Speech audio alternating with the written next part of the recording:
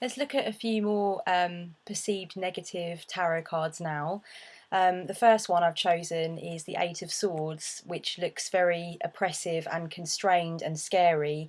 It looks like a woman who's in some kind of bind, which could potentially get ugly and bloody. She is blindfolded, she's bound around her torso, her arms aren't free. And she's surrounded by huge swords, which are stuck into the ground on all sides. So it basically looks as though she's in some kind of sharp, scary box that she can't move from. This is the kind of image that can be quite scary for a querent that isn't sure what the illustrations in tarot mean. It looks very dark and depressing. So basically, the way that I address this card is, firstly, I think this card is excellent and contains a really useful message. So that's step one of dealing with any card that's perceived to be negative in tarot, is really having a deep understanding of how it can help a querent and how it can get a querent to the other side of their issue. I think that this card represents the need for strength and endurance and self-belief. I think that it also represents a time of necessary waiting and delay, and I say this a lot with the Suit of Swords. I think the Suit of Swords is all about testing the mind and testing your ability to stay strong and obtain mental clarity through even the darkest and most tangled of times. So I think that's a lot what this card has to do with. And of course, I also know that she is not going to stay there. The reason that she can't move at the moment is because she doesn't have ready access to all of the information. She does not know where the danger is because she can't see it. Therefore, she can't make a decision on her direction forward. She can't actually put one foot in front of the other because she doesn't actually know what the landscape looks like. In time, she will be able to take herself out of this bind and remove the blindfold and be able to move freely again, at which point she will select her direction and it will be the direction that she wants. And she'll be so much more sure of herself and her abilities by then because she will have been through this testing time of entrapment. And so that's how I would interpret that card. And of course, you can see from that interpretation that the card has a wonderfully positive meaning beneath a very dark and dangerous looking illustration. The next card I've selected, also from the Suit of Swords, is the Nine, which looks like someone awaking from a terrible nightmare in a dark room on their own and having some kind of panic attack. This also can be quite a scary, depressing, oppressive image, but I think it has a wonderful message. I think it has a message, of course, of loneliness and anxiety, perhaps the fear of alienation, the fear of being ostracised, or the fear of not understanding your own mind or not being clear on your own way forward. But of course, this is also a card that encompasses the idea of major endurance, and endurance is a hugely positive thing. It gets us to the other side, it awakens us to the deeper aspects of our own mind, and it allows us to understand what our own limits are, what our boundaries are, what we're prepared to take, what we're not prepared to take, and what we ultimately can put ourselves through and still survive. The Five of Pentacles is a pretty savage looking card where two people find themselves in destitution and poverty.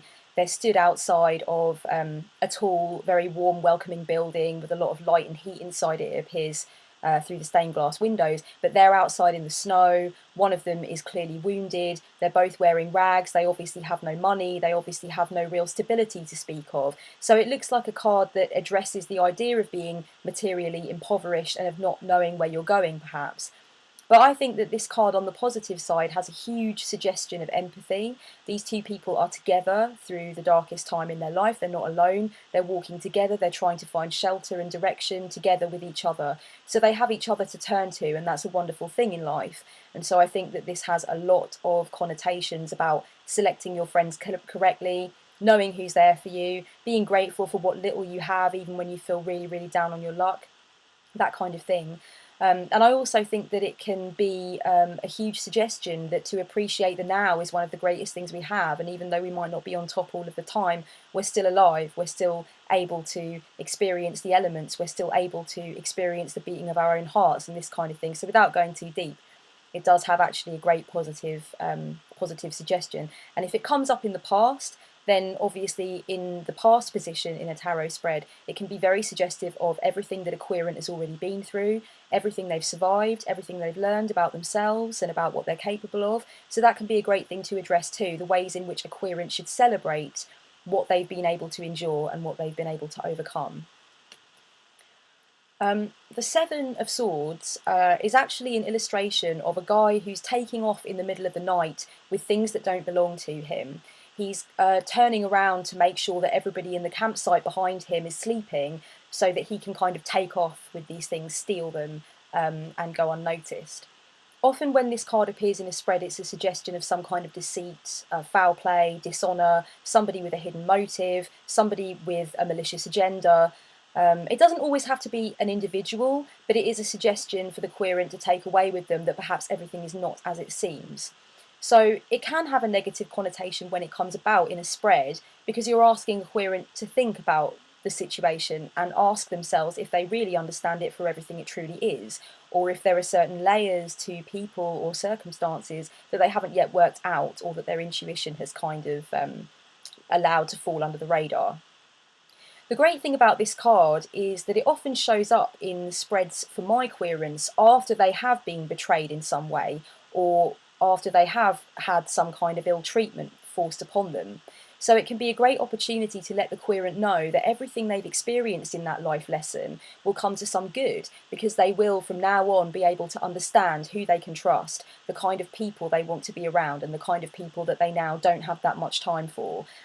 It kind of can suggest, because swords are the suit of rationality and thought and communication and the mind, the cerebral realm, it can be very suggestive that a querent has now woken up in their mind to the fact that some people do have a malicious agenda, and to the fact that not everybody is going to be their best friend. So again, it can signify mental strength now where there wasn't any before.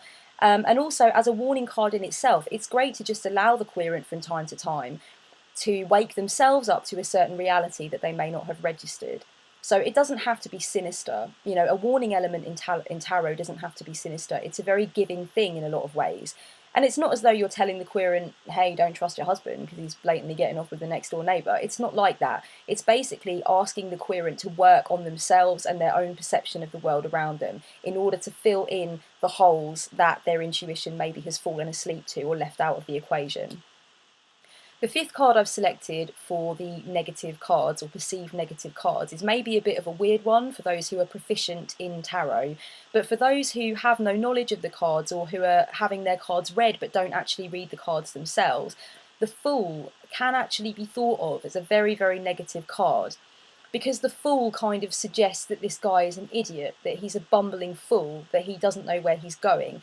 And of course, everybody always talks about how he's on the edge of a cliff and he's kind of gazing off into the distance with absolutely no regard for his own life, and he's about to plummet to his death. And in fact, certain guidebooks that I've read on tarot have suggested that the Fool is so stupid that he believes that angels will catch him when he falls. So it can be very suggestive, traditionally certainly, of this guy that just has no idea. And that's a very unfortunate position for the Fool to be in, because in fact there's a lot of light-heartedness in the Fool, and a lot of spontaneity, a lot of good things, that childlike appreciation for everything around him. He has no real ambition in the material realm. He's not interested in success for the sake of success. He's interested in being a poet, an idealist, a romantic, a wandering minstrel. He's interested in being a hedonist. He's just taking it all in and going day by day. He has no real desire to be king of the castle. He just wants to experience life on his own terms. So in fact, he's a lot like a contemporary male in a lot of ways. He doesn't feel he has to live up to those 50s ideals. He wants to go off and do something that he considers to be important, and never mind what society has to say about it. And this is the really positive side of the Fool.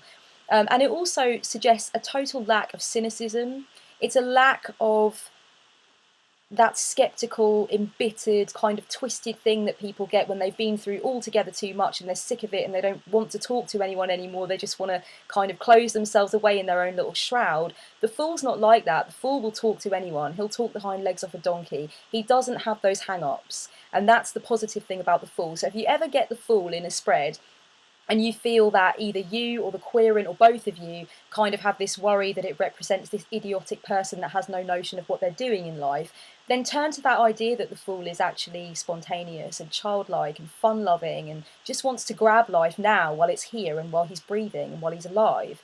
Because that's the really positive side of the Fool, and I think that's what a lot of people miss about him.